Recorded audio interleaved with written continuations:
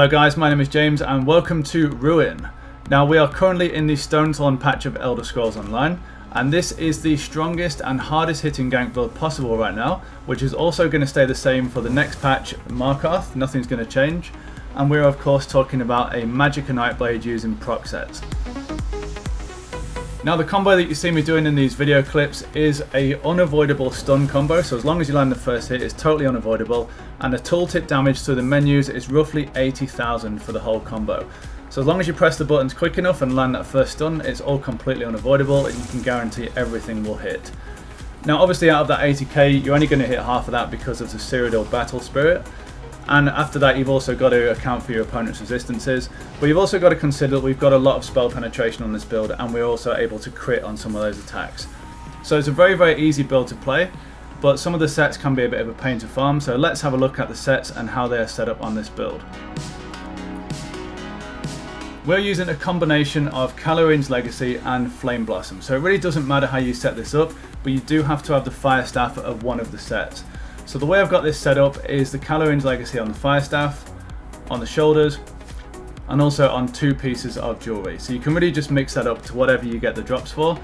The most important thing though is you have a Fire Staff with the Sharpened trait as well as a Shock Glyph. The reason we have the Shock Glyph is that it sometimes procs Concussion, which is the minor vulnerability status effect, and that's going to mean your target takes 8% more damage from all sources for 3 seconds. Now 8% on top of our whole combo is a big deal, so it's really worth using that shock enchant. So the way I've got this set up is the Calorin's Legacy Inferno Staff on the front bar, 5 pieces Flame Blossom on the body as normal, 2 Calorin's Jewelry, a Black Rose Resto on the back bar just because it's a decent 1 piece on the back bar. Then I've got a 1 piece Scoria which gives us 1 heavy and 6 light for that Undaunted passive, and that also gives us spell penetration, which is great for our proc sets. And then the final piece, I've got Ring of the Wild Hunt. So this is really important for a gank build in my opinion, because it gives us that mobility to get in and out nice and quick for the kill. As for traits and glyphs, we've got all magic glyphs on the armor and all damage glyphs on the jewelry. I've actually got a recovery glyph on the Wild Hunt because it's from a different build, but ideally if you wanted to optimize this, then spell damage would be the best there. Now this is the optimized version of this build. If you don't have the Greymoor update and you can't get mythic items, or you're just over trying to farm the Inferno Staff, then you can set this up a bit differently. You can go with the 7 body pieces and 3 piece jewelry for the 2 5-piece sets. So that's Calorin's Legacy and Flame Blossom just on those. And then for the main staff you can just use a Fire Staff of the Willpower. That build won't hit quite as hard and you also won't have the mobility of the Wild Hunt ring, but it's much easier to farm. So if you kind of want to just put it together really quickly just to see how you do with it, that's an option too. But for the most part, I definitely recommend how I've got it set up here because that speed is absolutely insane. So what do these sets do? Well, Calorin's Legacy is kind of the go-to gank set for any mag blade. It's really strong. Whenever you land a single target magic attack that happens to be a crit, which is pretty much everything we're going to do, and we have a lot of control over that from attacking from stealth, you fire off this magic ball at your opponent which deals fire, ice, shock or disease damage to your opponent. Obviously the disease ball won't deal as much damage because your champion points won't affect it, but for the most part it's going to hit really hard. Flame Blossom goes off every time you deal damage with a 10-second cooldown. Now this used to be useless because it only had a 10% chance to proc and the damage was much lower, but with the Stonethorn update it's actually been increased for damage, and it also goes off just every time you deal damage, and it also applies the burning effect, which is cool. So generally what you'll see is every time you attack from stealth, with that 10-second cooldown of course, you'll proc both of these sets in one go, and often the Flame Blossom will hit for like 6 to 7k, the Calorin's Legacy can hit for up to 10k, which is insane. So that's like 16 to 17k free damage every time you attack from stealth with that first combo.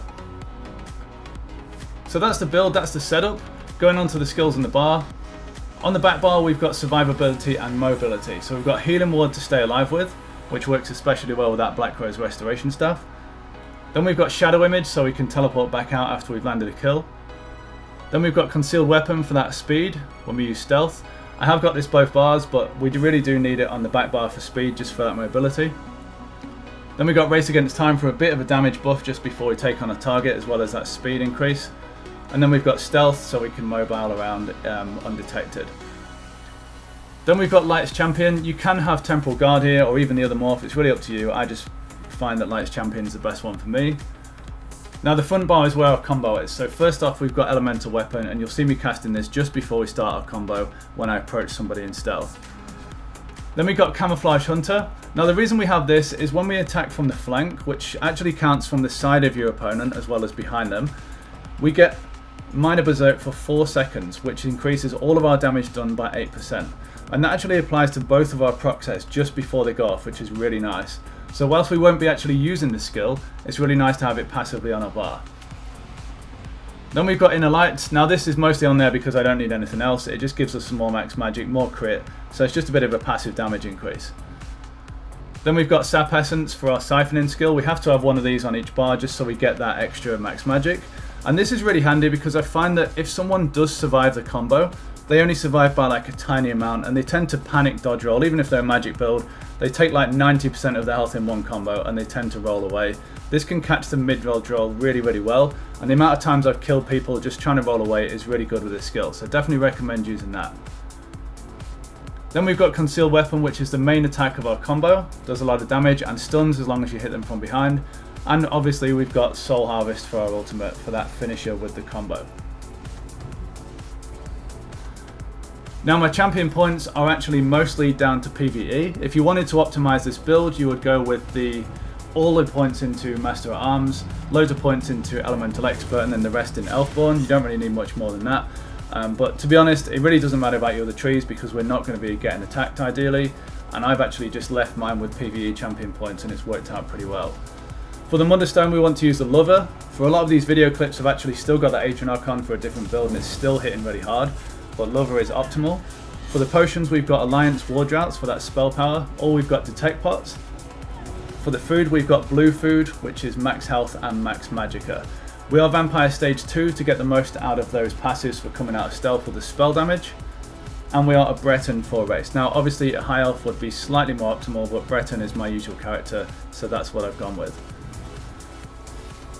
So that's pretty much it, guys. With this combo you can expect to one-shot most people. Anyone below 30k health is an instant kill.